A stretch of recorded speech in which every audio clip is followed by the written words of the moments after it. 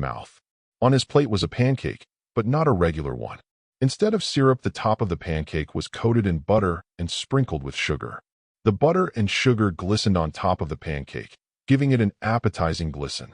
The soft pancake and the smooth texture of the melted butter complemented the crunchy sugar, which would pop in your mouth.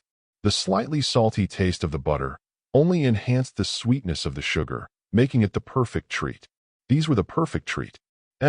Delicious, Kiba said, giving a pleased hum as she stuffed her face, alongside everyone else in the dining hall. I can feel my organs crying out in disappointment, but I don't care, it tastes so good. Nara added, I'm going to have to exercise for the rest of the day to work off this weight, but it's worth it. Shina pointed out, whoever Fuku marries is going to be the luckiest person in the world, Sori said while she cowed down. Impossible. I'll never let my little/big sister get married, Kiba and Kyoka said at the same time, while still eating.